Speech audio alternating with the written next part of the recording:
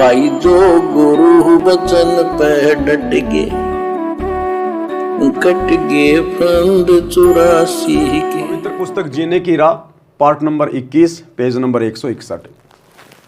भगत जति तथा सती होना चाहिए। अब ये जति क्या होता है, सती क्या होता है? जति के लक्षण।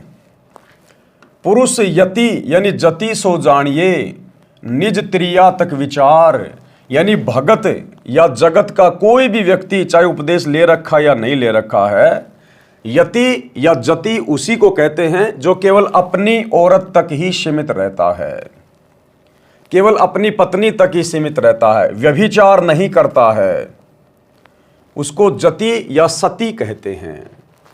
माता बहन पुत्री सकल और जग की नार, अपनी स्त्री के अलावा आयु अनुसार अन्य स्त्री को अपनी बेटी बहन या मां की दृष्टि से देखने वाला जति कहलाता है। भावार्थ, यति पुरुष उसको कहते हैं जो अपनी स्त्री के अतिरिक्त अन्य स्त्री में पति पत्नी वाला भाव ना रखे, पर स्त्री को यानी दूसरी स्त्री को आयु अनुसार माता बहन या बेटी के भाव से जाने, उसको कहते हैं यति पुरुष या जति पुरुष। सती स्त्री के लक्षण। अब स्त्री को कैसा होना चाहिए? सती होना चाहिए। सती कौन होती है?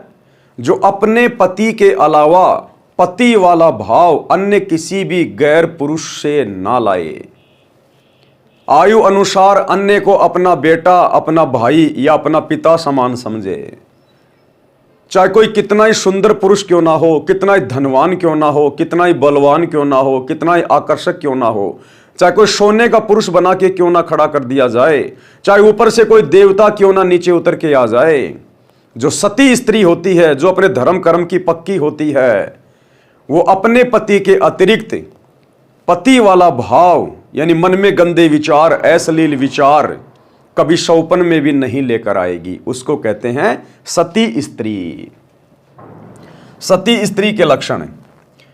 स्त्री सो जो पतिव्रत धर्म धरे, निज पति सेवत जोए, अन्य पुरुष सब जगत में पिता भ्रात सुत होए। अपने पति की आज्ञा में रहे। क्या कह रहे हैं गुरुदेव? सती स्त्री वो है जो अपने पति की आज्ञा में रहे और निज तन मन से लाग, पिया विपरीत न कछु करे, ता त्रिया को बड़भाग। अपने पति की आज्ञा में रहे और अपने पति के अतिरिक्त कुछ भी कार्य ना करे, उस स्त्री के बड़े भाग बताए, बड़ी सौभाग्यशाली बताई वो। गुरुदेव भगवान हमें सांसारिक उदाहरण देकर हमें आध्यात्मिकता में दृढ़ करना चाहते हैं। भक्ति मार्ग में सांसारिक स्त्री का उदाहरण देकर परमेश्वर ने हमारी आत्मा से जोड़ा है। आध्यात्मिक मार्ग में आत्मा स्त्री है, हम भगत भाई बहन स्त्री हैं, और हमारा पति उपदेश लेने के बाद हमारा गुरुदेव हो जाता है। तो हमने भी इसी प्रकार से अपने गुरुदेव के प्रति सतीत्व वाला भाव धारण करना चाहिए।